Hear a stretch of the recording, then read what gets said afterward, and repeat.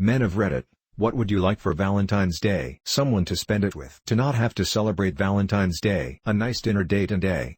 To end the night, be in second grade and pass around cards with those chalk-flavored hearts. A day off from work. Steak. A good night's sleep. Completely hands-free BJ. A night with my wife in a hotel with a private jacuzzi. Chocolate of course, dark chocolate if possible. To spend it with someone. For once. Anything at all that shows that someone loves me. Flowers.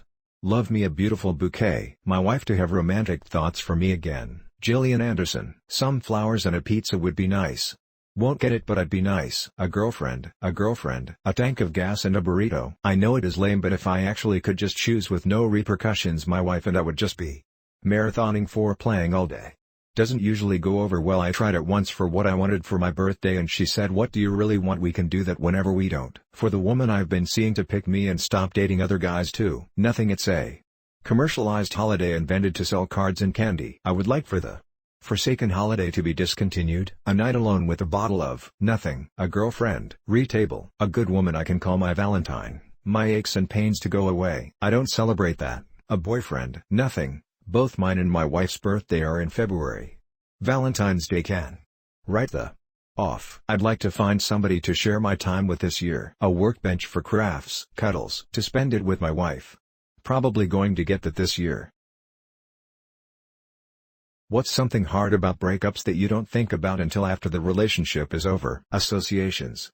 That one song, Ice Cream Place, intersection, movie. You don't miss the relationship or even the person but the routine.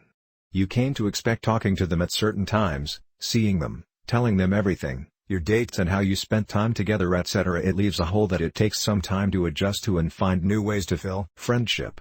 When you have so they become your closest friend, the person you call first about anything. And then they are not there. Breakup goggles. The phenomenon of remembering all of the good times you had with the person as you were trying to end things. You seem to ignore the things that led you to the breakup. When the relationship is officially over you seem to think about how long ago it could have actually been over. Realizing how attached you were to their dog. Spooning to fall asleep. Breaking that schedule that you created with that person. I'm glad I left the relationship but trying to find stuff to do during the times I'd normally be with her or waiting on her was difficult. Trust issues. The pressure to have a new relationship, which I overcame. I just said to the PPL who tried to send their partner-seeking friends my way, that simple no and blocked them. In general all the stuff you get to doing with someone else. They are not there next to you. Even something as simple as watching TV. Someone to hug you and sleep next to. The loneliness. Happy news. It's the worst feeling in the world when you have happy news that you would normally rush to tell that person and you reach for your phone and then realize you can't. Definitely all the things in daily life that remind you of them. A song on the radio you used to sing together, a movie you watch together, something in the news that reminds you of them. Their favorite food. There's this song by Celeste called Strange. One of the lyrics goes from strangers to friends, friends into lovers, and strangers again. I think that's the hardest part, like others have said. You create these ties and then one day they might get cut. That part rips my heart out. I couldn't imagine my boyfriend becoming a stranger to me again. Makes my stomach knot up. Not having someone to share the good and bad days with. How do you get a girlfriend if you're a boring guy? Find a boring girlfriend, they're out there. Go to the games night in a pub near you. You'll find people way more boring, but probably very annoying at first. The odds are good, but the goods are odd. Do you have any interests? Best thing I ever did was follow my interests, which led me to meet people with similar passions. I met my current partner by bonding over music and 40K. Just do what makes you happy as long as that's relatively healthy, and keep in mind that comfortable doesn't necessarily mean happy. I'm a boring girl. In a boring world. My life's unfantastic. I'm made of plastic. Find a girl who's looking for reliable and relatable instead of action and adventure. The right girl will think you're interesting as. Keep trying, dude. What do you mean by boring, and what are you comparing it to? Do you not like to go out and party? How much fun can others possibly be having in relation to you? I go to work and going home and laying in bed is the highlight of my day. Luckily my partner feels the same way. Get off Reddit. You're not having a tough time because you're boring. Gee, you're having a hard time because you have low enough self-esteem to think you're too boring to find a girlfriend. Get that fixed first. Likely the issue isn't the boringness of the person. The problem with dating boring people is that they are typically bored and looking for someone to entertain them.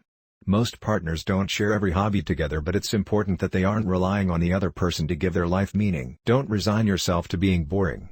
Study something, work towards something. Passion will follow. Find a boring partner and chill together.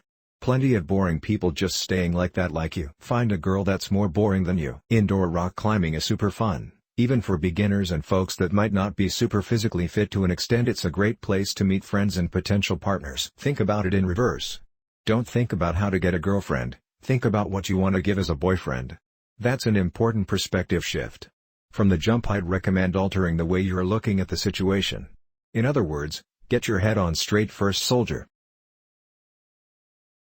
If you were elected President of the United States, what would you want to be your biggest achievement in office? Most beer consumed in the White House by a sitting president. Get more head than Clinton in the Oval Office.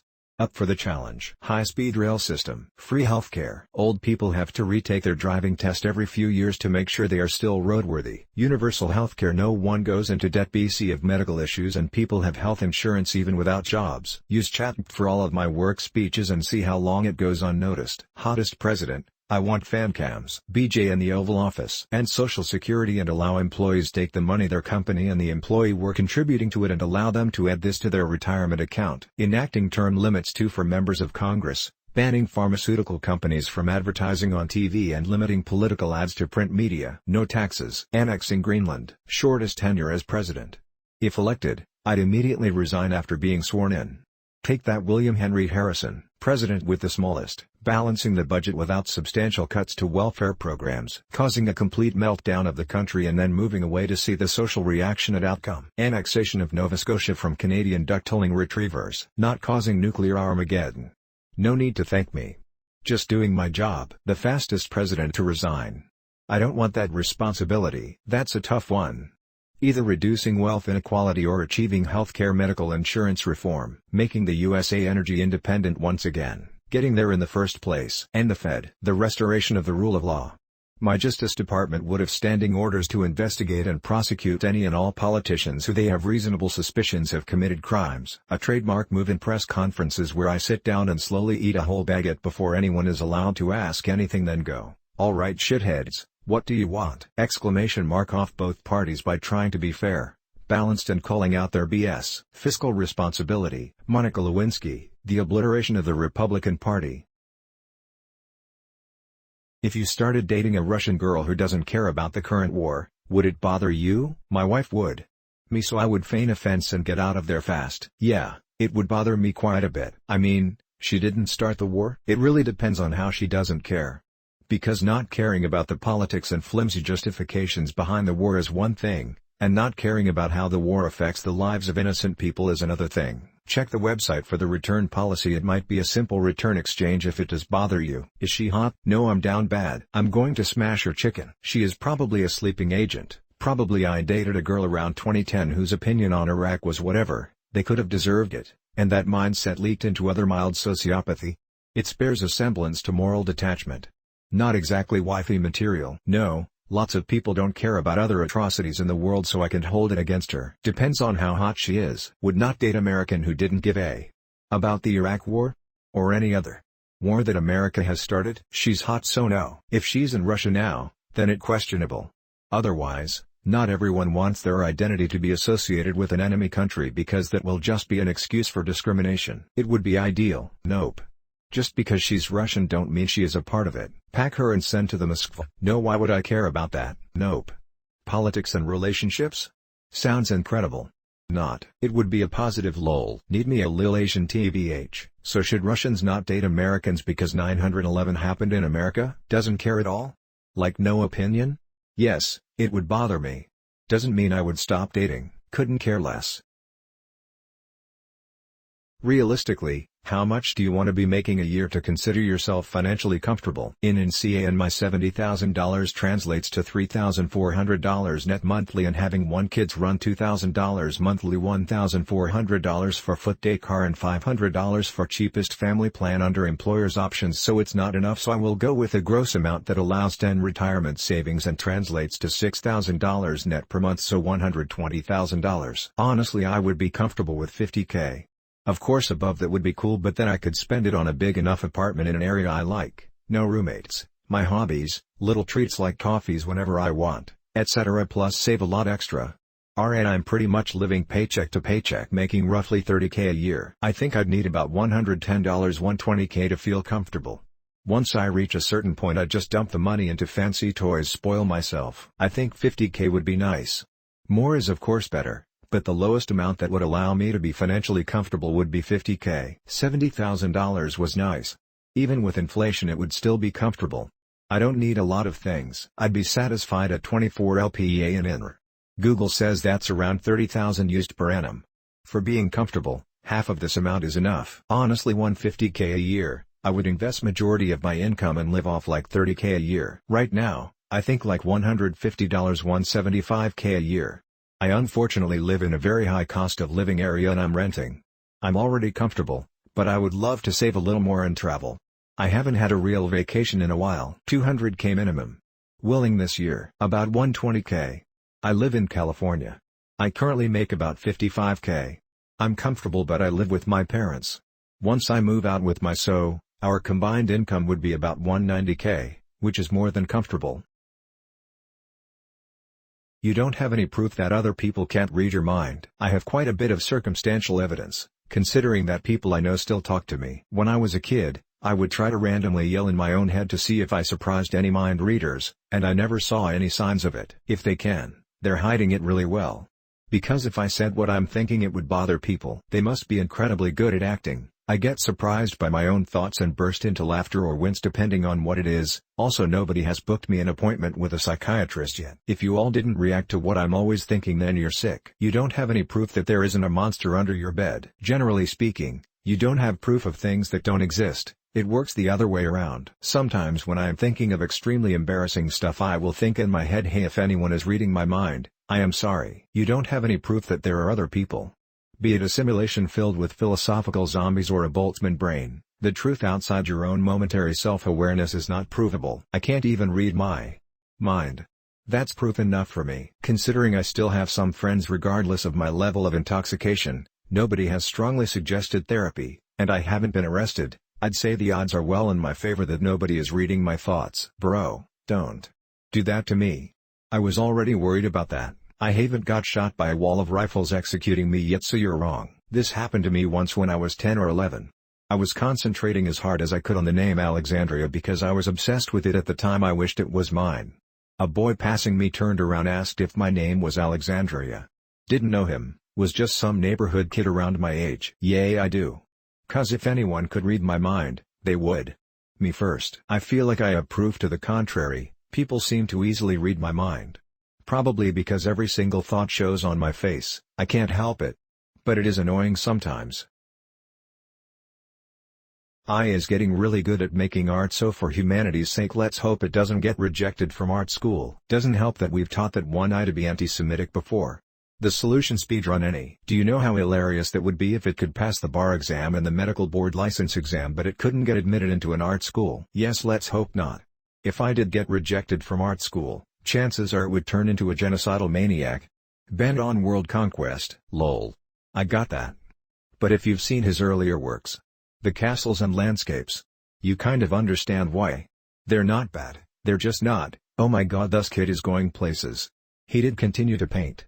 I've wondered why Mein Kampf didn't have some of his art in it. To be fair, it was a prestigious fine arts school, and wanted more range of ability, probably could have gotten into architectural drawing or commercial art. But that was probably beneath him, like he saw washing dishes.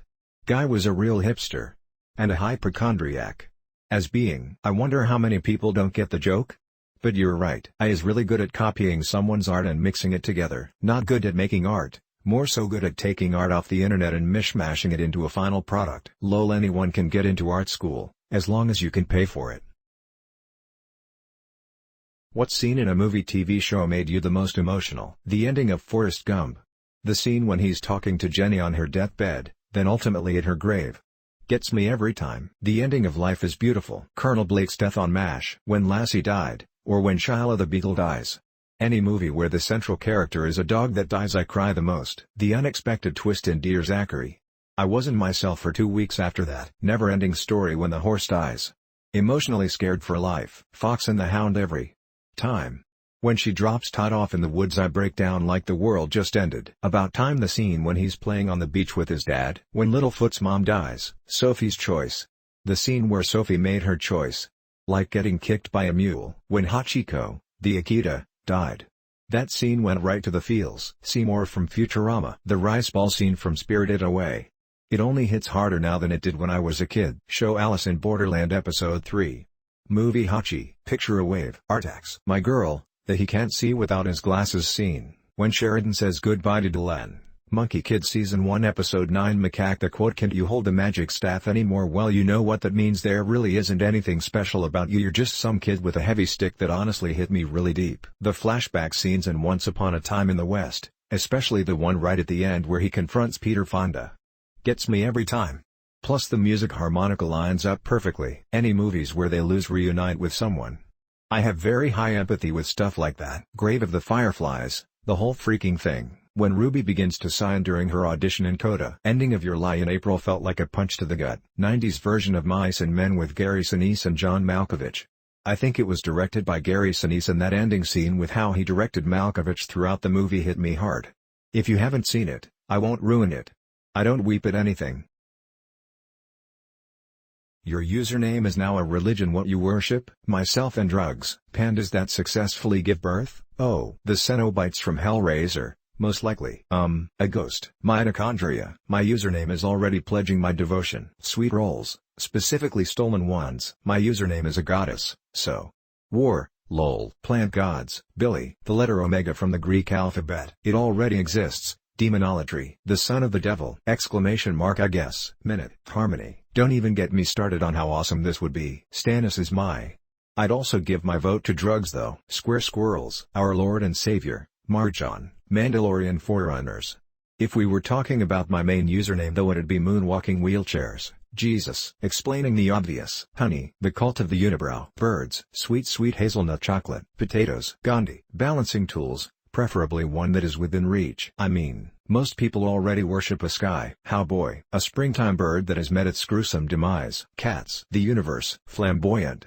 Folk. Pretty self-explanatory. It's not an addiction, it's a profound belief. Guard. Elvis. No biggie. I already was worshipping him. Basically I have a cult of haters. The aftermath of a world-ending volcanoid, like some Fallout Child of Adam thing. Oh man. Wandering moths. Giving people a break. Life's hard. Stop making it harder. Ig Eraser marks lol. Myself. Odin. Well. I guess. I mean. How do you safely solo vacation as a woman? As a rule, by taking the same sensible precautions I take at home. Try not to encounter any men, is unfortunately the answer to this question. I'm in the UK. I know a woman who solo traveled all around New Zealand and bits of Australia when she was 23. She loved it. Said it was liberating after going places with boys. She said yes, okay, there were probs with boys, but no more than she has at home, yet she had beautiful scenery and exotic places to go to which she didn't have at home. Stay away from Muslim countries. I tried to dress like a normal local and dress low-key as possible. I put on rest face my money under my clothes. Had pepper spray. Me and OFC. I don't go out at late night. Depends on what you're doing and where you're going.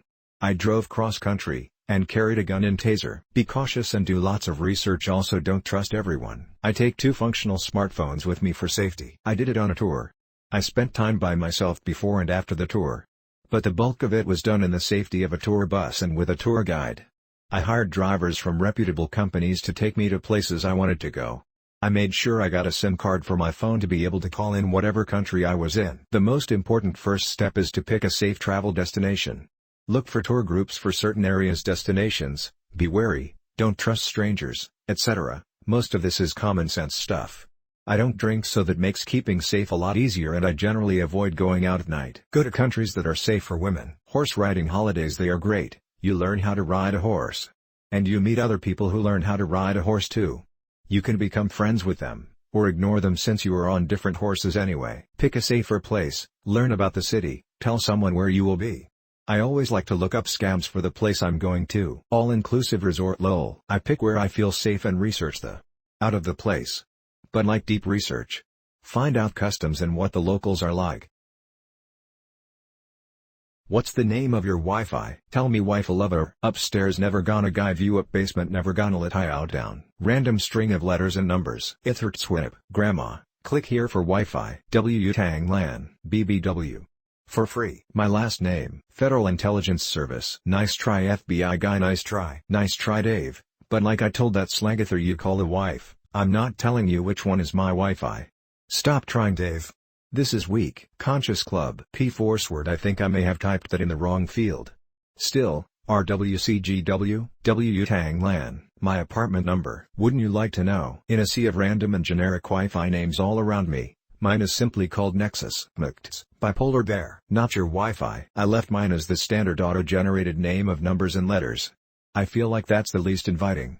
One of my neighbors is FBI surveillance van though, which always makes me laugh. FBI surveillance. Mine is whatever the predetermined name was. On the spectrum. 5 grams 19 transmission device. The killer next door. I don't have an interesting one, but apparently Brokeback is in my apartment complex. NCC 1701 or holodeck. I kept the auto-generated ones on my modem, but I did change the numbers to reflect which was the 2.4 and 5 GHz networks. Don't get hacked. Loading. No network available. Even guests overlook it when they ask for my Wi-Fi and PW. The Cubs. League of Super Evil. White Vinfb. One word no caps, one word all caps. Tangerine. The name of one of my cats plus Swedish for home. Howie Mandel's Atlanta penthouse. Scream. Power for pass. Veronica. Ekan Hiriao pooping live in an apartment. Pretty fly for a Wi-Fi. Linkadad. Nacho Wi-Fi. Husband Wi-Fi. Tacos Tuesday. Ferris Cameron and Sloan. Network not found. Hide yo kids, hide yo Wi-Fi. Thanks for watching. Don't forget to like and subscribe to our YouTube channel.